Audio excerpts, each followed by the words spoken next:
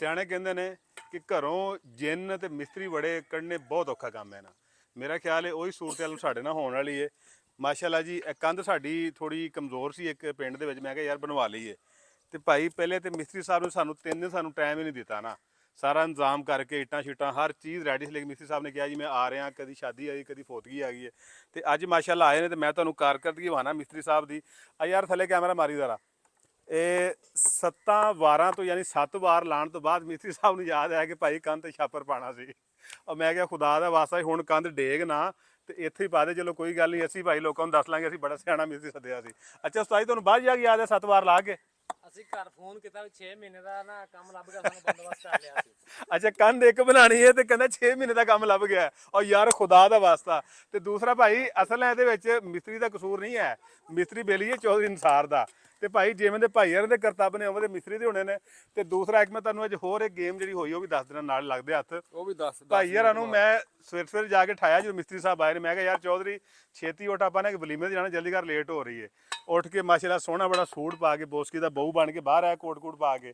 ਇੱਥੇ ਮੈਂ ਚਲਾ ਮਜ਼ਦੂਰੀ ਕਰ ਬੰਦਾ ਇੱਕ ਘੱਟ ਕੰਧ ਕਮਜ਼ੋਰ ਨਜ਼ਰ ਆ ਗਈ ਹੈ।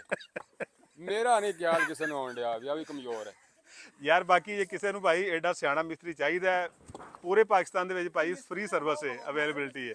ਤੇ ਭਾਈ ਸਾਡੇ ਨਾਲ ਰਾਬਤਾ ਕਰਨਾ, ਅਸੀਂ ਭਾਈ ਮਿਸਤਰੀ ਸਾਹਿਬ ਨੂੰ ਭੇਜ ਦਾਂਗੇ। ਫਿਲਹਾਲ 6 ਮਹੀਨੇ ਸਾਡੇ ਵਾਲੀ ਇੱਥੇ ਨਾ, ਤੇ ਕੰਧ ਇੱਕ ਬਣਾਣੀ ਹੈ। ਕਿਉਂ ਜੀ ਉਸਤਾਦ ਜੀ 6 ਮਹੀਨੇ ਪੂਰੇ ਨੇ ਫਿਰ? ਇਨਸ਼ਾਅੱਲਾ। ਆ ਚਠਿਆ ਕੋਈ ਚਾਹ ਜੀ ਪਈਏ ਮਿਸਤਰੀ ਸਾਹਿਬ ਨੂੰ ਕਿਤੇ? ਹਾਂਜੀ ਪਿਆਈ ਜੀ। ਭਾਈ ਇਹ ਭਾਈ ਯਾਰਾਂ ਦਾ ਵੀ ਸ਼ੁਮਾਰ ਉਹਨਾਂ ਮਿਸਤਰੀ ਜੀ ਹੁੰਦਾ ਜਿਹੜੇ ਸ਼ਾਮ ਨੂੰ ਜਾ ਕੇ ਨਾ ਕੋਠਾ ਪੂਰਾ ਬਣਾ ਕੇ ਰਾਤ ਨੂੰ ਕਹਿੰਦੇ ਨੇ ਉਹ ਘਰ ਵਾਲਿਓ ਉਹ ਭਾਈ ਤੁਹਾਨੂੰ ਮੁਬਾਰਕ ਹੋਏ, ਤੁਹਾਡੀ ਜਗ੍ਹਾ ਵੱਧ ਗਈ, ਉੱਤੋਂ ਜਾ ਗਾਟਰ 2-2 ਫੁੱਟ ਵੱਡੇ ਮੰਗਾ ਲਓ। ਯਾਰ ਬਾਕੀ ਦੁਆ ਕਰਨਾ ਕਿ ਭਾਈ ਸਾਡੀ ਛੇਤੀ ਜਿਹੜੀ ਜਾਨ ਛੋੜੇ ਮਿਸਤਰੀਆਂ ਕੋਲੋਂ, ਤੇ ਅੱਲਾਹ ਪਾਕ ਤੁਹਾਨੂੰ ਵੀ ਸਲਾਮਤ ਰੱਖੇ ਤੇ ਸਾਡੇ ਇਹਨਾਂ ਨਿਕੰਮਿਆਂ ਮਿਸਤਰੀਆਂ ਨੂੰ ਵੀ। ਹਾਂ ਇੱਕ ਵਿੱਚ ਗੱਲ ਹੋਰ, ਮੈਂ ਸਵੇਰੇ ਫੋਨ ਕੀਤਾ, ਮੈਂ ਕਿ ਮਿਸਤਰੀ ਸਾਹਿਬ ਖੈਰ ਹੈ ਮਜ਼ਦੂਰ ਰੈਡੀ ਨੇ, ਹਰ ਸ਼ਹਿਰ ਰੈਡੀ, ਤੁਸੀਂ ਇੱਥੇ ਪਹੁੰਚੇ ਨਹੀਂ? ਕਹਿੰਦਾ ਭਾਈ ਮੈਂ ਪਿੰਡ ਦੇ ਵਿੱਚ ਇੱਕ ਕਬਰ ਬਣਾ ਰਿਹਾ, ਉਹ ਬਣਾ ਕੇ ਮੈਂ ਆਇਆ। ਮੈਂ ਕਿਹਾ ਉਹ ਖੁਦਾ ਦਾ ਵਾਸਤਾ ਸਾਡੀ ਵੀ ਬਣਾ ਦੇ ਆ ਕੇ ਹੁਣ। ਸਾਡੀ ਵੀ ਕੱਢੇਗਾ ਹੁਣ। ਸਾਡੀ ਹੁਣ ਕੱਢ ਕੇ ਜਾਏਗਾ। ਚੱਲ ਇੱਟਾਂ ਫੜਾ ਛੇਤੀ ਕਰ, ਤੂੰ ਕੋਟ ਪਾ ਕੇ ਤੇ ਖਲੋਤਾ ਜਿਵੇਂ ਇੱਥੇ ਵਕੀਲ ਹੈ ਤੂੰ। ਬਾਈ ਪੇਸ਼ੀ ਲੜਨ ਆਇਆ, ਵਲੀਮਾ ਕਰਨੇ ਚੱਲ ਵਲੀਮਾ।